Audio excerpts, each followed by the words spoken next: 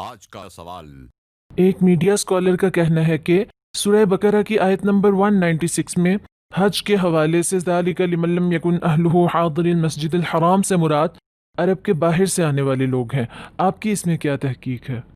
ایک یہ بات فرمائی ہے کہ اگر کوئی شخص حج کے سفر میں عمرے کا فائدہ اٹھانا چاہے تو عرب سے باہر کے لوگوں کو، عرب سے باہر سے جو لوگ جاتے ہیں ان کو یہ اجازت دے دی ہے کہ وہ اگر چاہیں تو حج کے سفر سے فائدہ اٹھا کر ساتھ عمرہ بھی کر لیں۔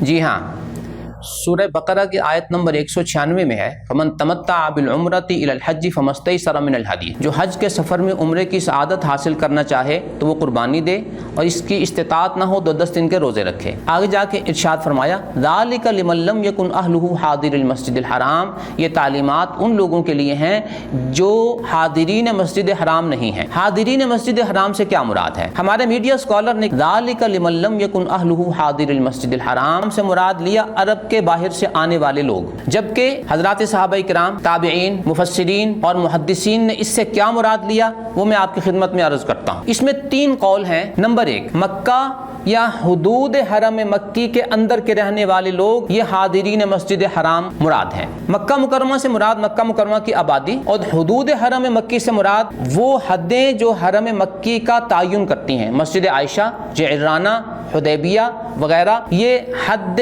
حرم مکی کے اندر رہنے والے لوگ یہ حاضر المسجد الحرام ہیں۔ یہ قول منقول ہے حضرت عبداللہ ابن عمر رضی اللہ عنہما سے، حضرت عبداللہ ابن عباس سے، ان کے شاگردوں میں سے مجاہد سے، قتادہ سے، طاؤس سے، حسن سے، زہری سے، نافع سے، ابراہیم سے، ابو العالیہ سے، ربیع بن انس سے، میمون بن مہران سے، ان 12 حضرات سے یہ قول منقول ہے کہ مکہ یا حدود حرم مکی کے اندر کے لوگ حاضرین مسجد الحرام ہیں۔ دوسرا قول امام شافعی رحمۃ اللہ علیہ کا ہے، وہ فرماتے ہیں کہ جتنی جگہ سے نماز میں قصر کیا جا سکتا ہے سفر کی حالت میں، اس سے اندر کے لوگ مراد ہیں۔ گویا تقریباً 70-80 کلومیٹر مکہ مکرمہ کے ارد گرد کے لوگ یہ حاضرین مسجد حرام ہیں۔ تیسرا قول منقول ہے حضرت مکحول سے، حضرت عطا سے، امام ابو حنیفہ رحمہ اللہ سے۔ ان کے نزدیک میقات کے اندر کے لوگ یہ سارے حاضرین مسجد حرام ہیں۔ گویا ذی الحلیفہ، یلملم، سیل کبیر، ذات عرق، یہ جو مختلف اطراف میں میقات ہیں جہاں سے احرام باندھ کے آگے گزرنا ہوتا ہے، اس کے اندر کے لوگ مراد ہیں۔ یہ گویا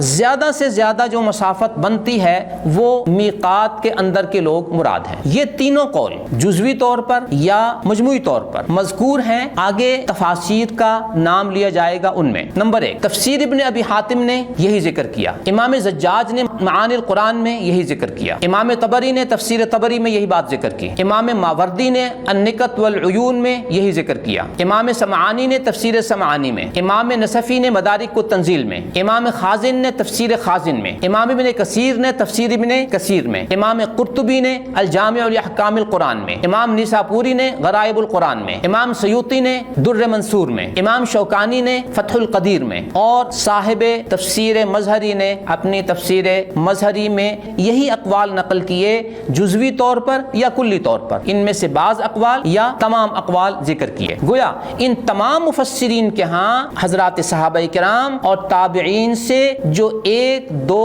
3 قول منقول ہیں یہ انہوں نے ذکر کیے ہیں۔ اس کے علاوہ کوئی چوتھا قول انہوں نے ذکر نہیں کیا کہ میقات سے باہر کے لوگ بھی مراد ہو سکتے ہیں۔ یہی اقوال نقل کیے جزوی طور پر یا مجموعی طور پر۔ امام بخاری نے حدیث نمبر 1572 میں، امام طحاوی نے حدیث نمبر 4174 میں، امام بغوی نے شرح السنہ کی حدیث نمبر 1888 میں، امام ابن ابی شیبہ نے مصنف ابن ابی شیبہ حدیث نمبر 15430 میں، امام فاقہی نے اخبار مکہ کی حدیث نمبر 1819 میں، ابن عبد البر نے استذکار حدیث نمبر 731 میں۔ مکہ، حدود مکہ، مسافت قصر سے کم کا ایریا یا میقات کے اندر کے لوگ یہ حاضر المسجد الحرام ہیں۔ اس کے علاوہ کوئی چوتھا قول نہیں ہے کہ اس سے باہر کے لوگ بھی مراد۔ اب آئیے ہم دیکھتے ہیں کہ میقات کے اندر کے جو لوگ ہیں ان کے پورے علاقے کی جو مساحت ہے، جو پیمائش ہے، یہ ساری کی ساری 24,000 30,000 مربع کلومیٹر بنتی ہے۔ گویا حاضرین مسجد حرام کا جو زیادہ سے زیادہ مصداق بن سکتا ہے وہ 24,000 مربع کلومیٹر بنتی ہے، جبکہ میڈیا اسکالر نے عرب کے باہر سے آنے والے لوگ مراد لیے۔ عرب کی پیمائش اگر کی جائے جن میں سعودی عرب، یمن، امارات، قطر، یہ وہ مرکزی ایریا ہے جو اس وقت بھی شبہ جزیرہ عربیہ شمار ہوتا تھا، تو اس کی پیمائش 30 لاکھ مربع کلومیٹر بنتی ہے۔ تو صحابہ کرام، مفسرین اور محدثین کے ہاں جس پیمائش کا کل مساحت 24,000 مربع کلومیٹر بنتی ہے، اس اسکالر نے اس کو 30 لاکھ مربع کلومیٹر تک پھیلا دیا۔ زمین و آسمان کا ڈیفرنس ہو گیا۔ گویا حاضر المسجد الحرام سے میقات کے اندر کے لوگ مراد لینے کی بجائے پورا عرب مراد لے لیا۔ کتنی بڑی غلطی کر دی۔ اب اگر ان کا پروگرام سن کے اس عرب ورلڈ میں رہنے والے اردو سپیکنگ لوگ وہ اسی حکم کے مطابق آگے عمل کرنا شروع کر دیتے ہیں تو کتنی بڑی غلطی ہو گئی۔ بس یہ ایک مختصر سی مثال ہے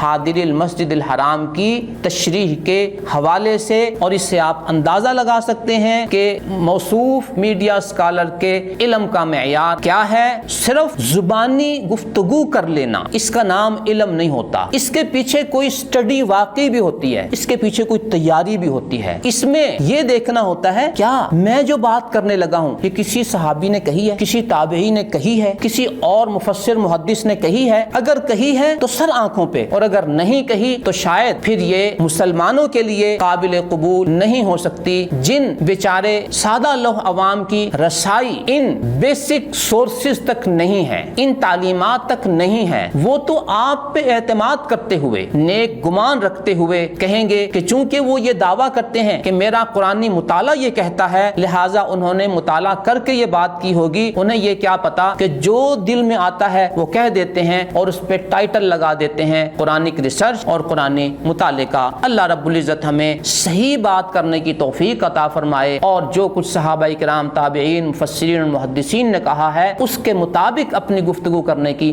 توفیق عطا فرمائے، اور اپنے ذاتی افکار و خیالات کو اسلام بنا کر لوگوں کے سامنے پیش کرنے سے اللہ تعالی محفوظ فرمائے۔ آمین۔